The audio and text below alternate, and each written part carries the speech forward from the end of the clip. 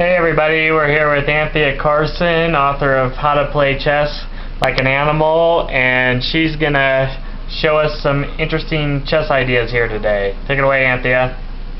Hi, and don't forget that you can buy How to Play Chess Like an Animal at your local Borders. I think you have to order it from there, and it has to be ordered from the bookstore.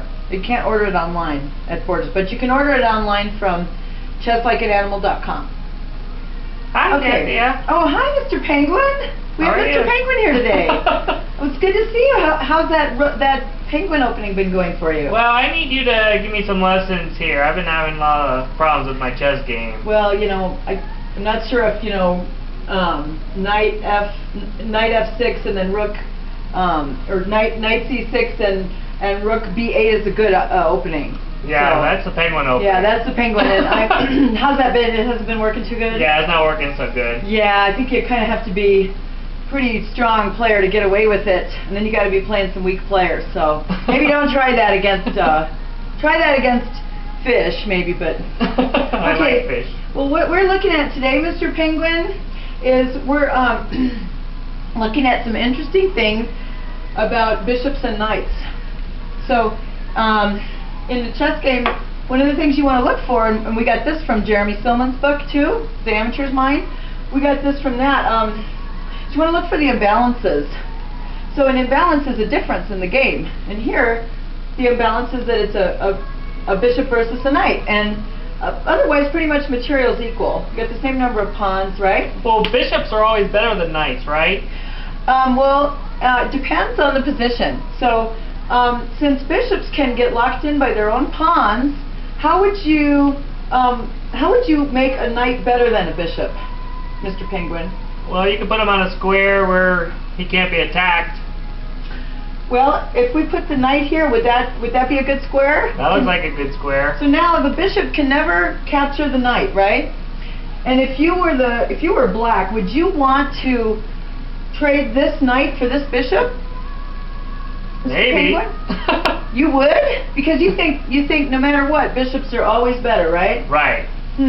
Well, in this case, this knight is look at all the squares that this knight is attacking. And which squares is this bishop attacking? The F1 square? Yeah. Okay, so, well, apparently your opponent was afraid of trading bishops too. He was under the myth that they're always better, so he moved there. Oh, okay. Not only does that deactivate sort of your bishop, make it even less powerful, but look what it did to the rooks. It disconnected the rooks. Oh, yeah. So, I'm not so sure about that move. Now, black played this move here at this point. So he's threatening to take this pawn, do all kinds of nasty tricks, and so the king moved over here to stop that. So one of the things that you want to do when you are attacking is you want to bring more pieces into the attack, right, Mr. Penguin? Is that what you do? I don't always do that, but I think that's a good idea. Well, and you like to move your rook. Yeah, I do like to move. The penguin likes to as do soon as possible. And so this character over here, he decided to try to make the queen go away.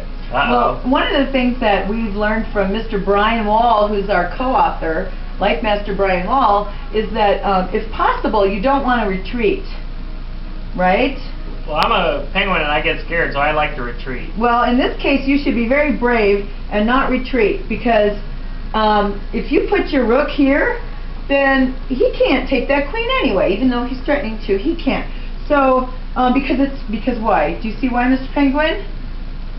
Because I'm not sure. You're going to have to tell me. Okay, well, it's because if he were to take this, then it would be check, and that's illegal. Oh, right. Okay. So, well, Mike just kind of looks a little bit confused here. Doesn't seem like he quite knows what to do, so he moves back here. So now, there's a real tricky move, Mr. Penguin, and it just really shows the power of attacking. You want to see if you can find a really good move for black? How about rook g8, putting the rook on the penguin square? Rook g8. Yeah, well, do you think that really attacks anything? that's going on here? It defends the G7 pawn. Well, there's really nothing attacking the G7 pawn. Oh, okay. So maybe that's not such a good move. You want to try one more time? Why don't you tell me a little bit about what's going on here? Well, it looks like the knight's covering a lot of the squares, like you said earlier, which is good. And it looks like there's a lot of pieces attacking the king. And it looks like, there's maybe a little bit of a threat here, right? With the queen, right? You don't want to lose your queen. Oh yeah, the queen's attacked. So what are some different things you could do? Well, just think of something really bold that you could do. And it's something you like to do because you like to move your rooks. Oh yeah, I love to move my rooks. I could capture the pawn on b3. Yeah, that's a really good move here, it turns out. I just want a pawn. Well, you're thinking, oh, I'm just going to lose my rook, right? But the reality is, what happens if I take that? You could fork the queen and the king with the knight. That's true, I could, but there's a rule about chess. When you find a good move, what should you do? Should you play it right away? Yes. No, you should look for a better move. So can you okay. find one better move than forking the king and queen? Well, always check, it might be mate. So how about queen a1, check. That's checkmate. Alright, it was Very mate. good, Mr. Penguin. You did a fabulous job. Thank you. Just keep on playing chess. You'll get thank good. you. I'm going to go study some more. Okay. Alright, thank you. Bye-bye. Anthea.